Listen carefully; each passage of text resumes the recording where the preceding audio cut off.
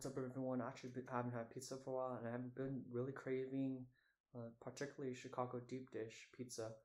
So actually, before I was like a thin piece pizza crust type of dude, but now after the more I have it, it has to be from a great deep dish pizza place, of course. And I'm really feeling deep dish these days. So the place that I went to is called Little Star Pizza, I believe, and they have like two locations in San Francisco.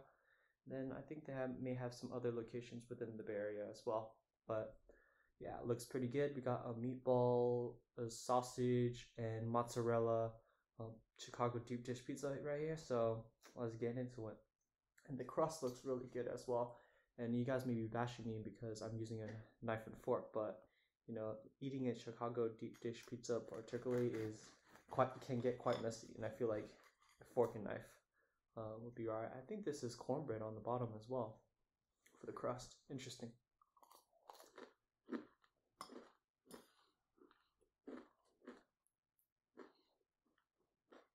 Mm.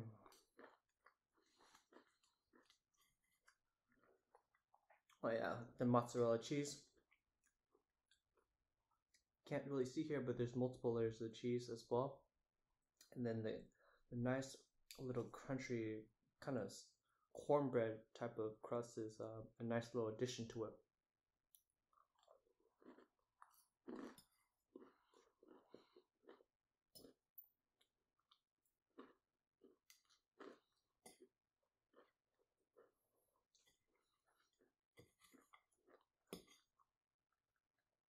Oh, look at that cheese.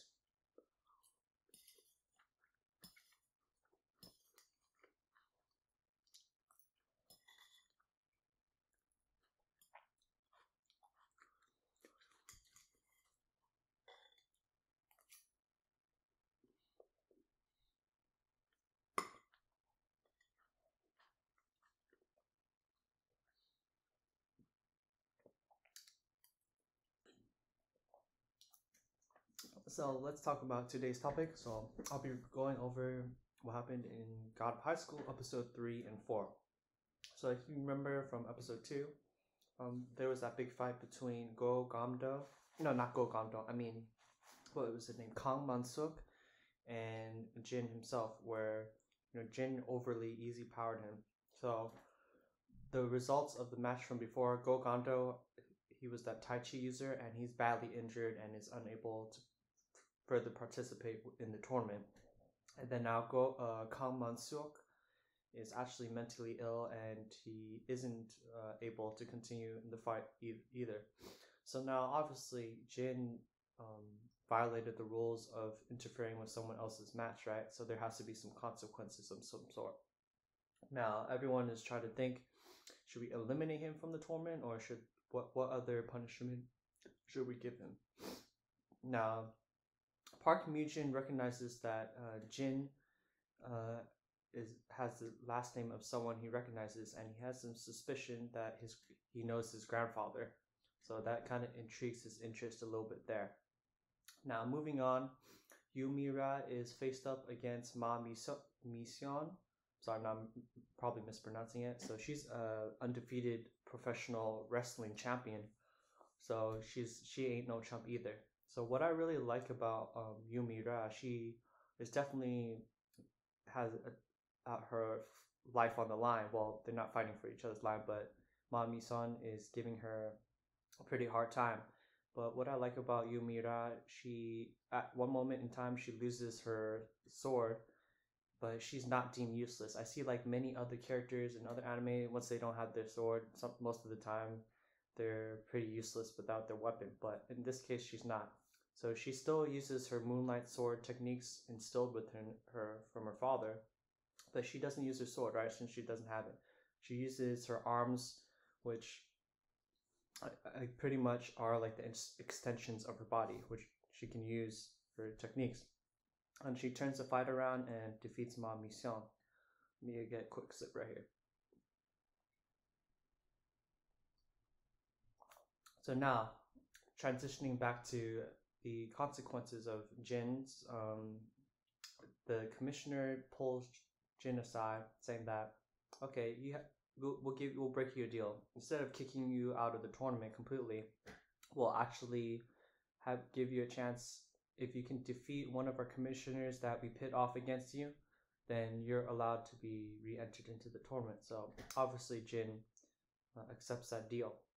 Now before Jin leaves the premises, Park Mu-jin gives him these fruits, and it's suspicious. They do like a transition scenes where one of the committee members says to Park Mu-jin, "Isn't it kind of early to give out these fruits of some sort?" So these fruits definitely kind of makes me make a reference to like One Piece, like the fruits they get that have powers of what I forgot how many types of fruits there are, but you get my idea. So now Jin gets back home and he eats one of these fruits and he instantly knocks out and he coughs up a pool of blood, and his match is the next day actually. So now we get a little also backstory of Han Dae-hui as well. So right off the bat, I had a feeling he's just like a good dude.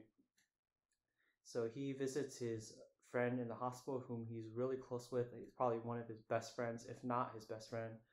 And his friend is struggling, paying the medical bills, and his illness isn't looking too good either. So, that's why he's been working these multiple variety of jobs, like at the convenience store, and then I think he's working at PC Bang now.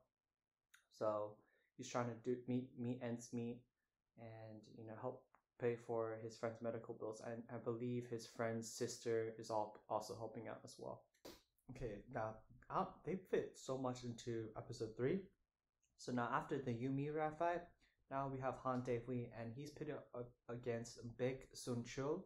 And if you remember from the opening, he's that dude who has a metal bat on him, and he's also reading a book. So I'm not sure if this guy had any martial arts skills when I was watching this, but he must be pretty strong if he made it this far. So actually, Han is actually having trouble against Big Sun-chul, and as he's getting backed up into a corner as well, he's constantly reminded of his friend battling for his life in the hospital, and he has no choice to keep on fighting, and hopefully he can win the tournament to help with his friend's medical bills, right? So the action sequences in Gado High School, the choreography of each like fighting scene is on point, I would say, so far from what I've seen in these 3 episodes. So now, what a character, when they announce their special moves, it's about to go down. So Han Dae-hui, he does these special stances or whatnot, and he destroys Big Sun-chul like in the blink of an eye as well. But at the end of the match, Han Dae-hui was quite bloody, and he didn't come out unscathed at all. So now, right after this match, it's actually Jin's match to face the commissioner. Now he is late to coming to the party. He wakes up literally right before his match. He was still lying on the floor with a pool of blood, but he somehow manages to get up. Now, the hero arrives at the last minute, and there's going to be a handicap for this match. So the announcer says that for Jin to win this match, all he has to do is knock down the commissioner. Seems pretty simple, right? But these commissioners are supposedly like super strong and no joke at all. But as soon as the announcer says ready, set, go, Jin, in the blink of an eye, he like teleported, or like he was super fast, and he took off his opponent's glasses, saying you shouldn't have these on, and then he pushes him down. So now the match is over, supposedly, right?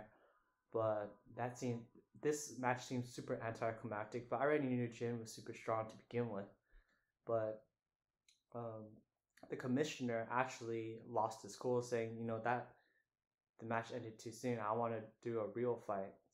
I know you want to fight for some more. And eventually he loses his cool, and some like unknown power comes out of this commissioner. Now he has some like Joker thing coming out of him, and he has like a huge sword. And obviously this is incapable for a normal human being. How can they possess this power? So Jin is backed up in the corner, as he was about to be like badly injured. the other commissioners had to jump in and stop him. Now Park Myung-jin says, "You know what?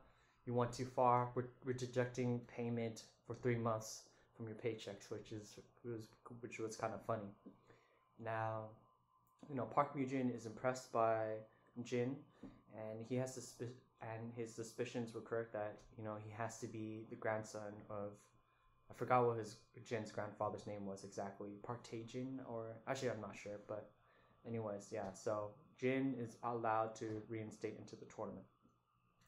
Okay, that's episode 3. So soon we'll be getting into episode 4, but let's get into eating some more of this deep dish pizza. You know what I'm saying?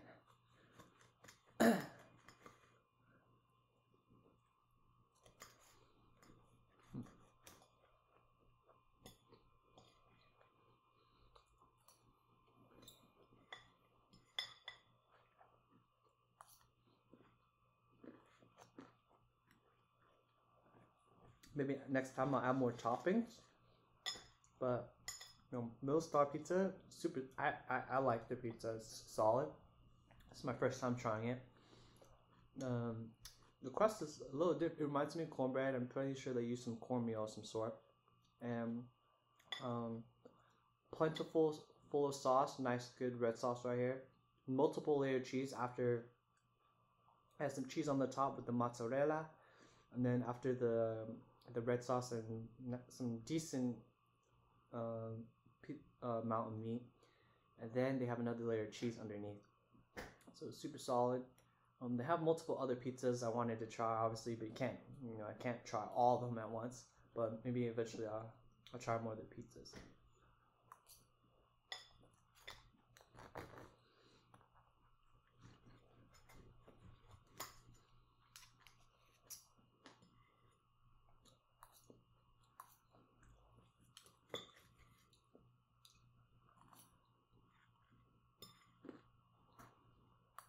Okay, so now let's move on to episode 4, God of High School.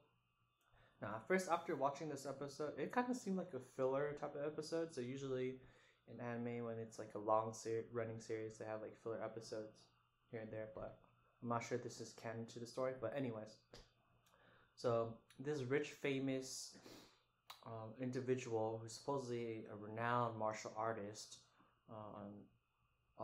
in the public's eye, his name is, I'm gonna butcher Korean names and Japanese names. So this guy's name is Son Jin, and he randomly comes out of nowhere proposing to Mira.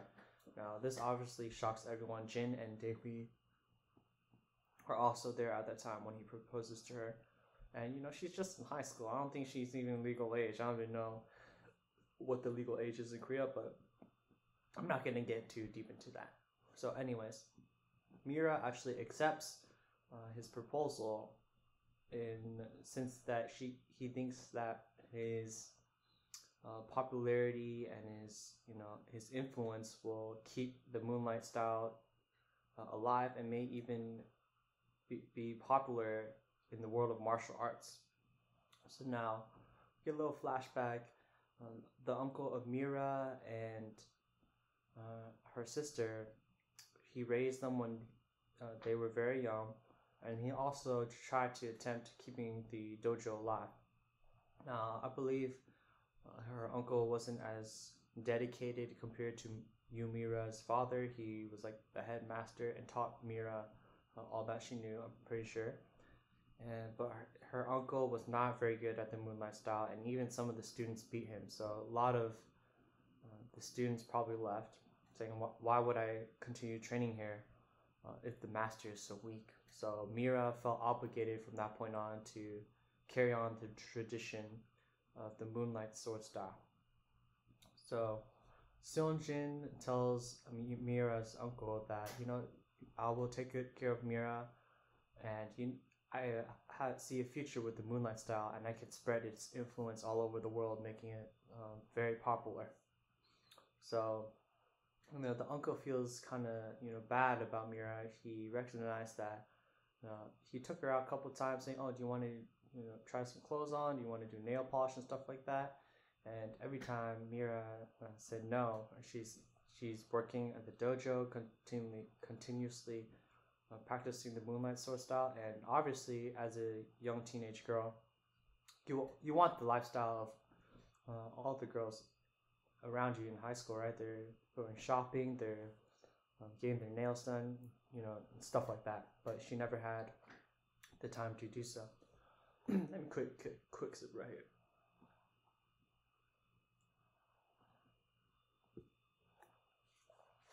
Now things are progressing at like a super fast way. It's crazy. So the day of the wedding comes. Jin is trying to break into the wedding, but he's having a hard time since there's so many security guards. But eventually, Daehui also comes in out of nowhere and tags along. Now both of them, crash the wedding and cause a whole ruckus, right? And Sonjin, it's revealed that his intentions were to have Mira marry him and attain the sword and the one that can use its power, right? It seems like I'm not sure if Park Mu-jin and his whole association is affiliated with this secret society of some sort, but this guy also has the same power, Sonjin I'm referring to, as the commissioner that Jin faced off the other day. So now he has some like other entity coming out of him, but Yumira actually defeats him too easily, I feel like. But in the process, she's cut in the stomach by Sonjin's sword. Now, Jin actually opened up Yumira's eyes, saying that, "Is this the path you really want to go on?" And she came to realize, I can't do this. This isn't what my father would want. So everyone comes out happy in the end. Jin and Daehui are holding Mira's arms on both sides and carrying her and stuff like that. And she hasn't smiled like that for quite some time, according to her sister and her uncle off in the distance. So as we're approaching the end of the episode, we also see that Han's friend in the hospital, his condition is worsening, and it's really looking dire. And now they fast forward to the match of Yumira and Han Daehui. Now I did not see this coming. Han is put up against back in the corner. He has to win no matter what to get his wish fulfilled by the commissioner of the tournament. So now, since he knows that Yumira has a weak spot, which is like near her stomach, he aims for that spot mercilessly.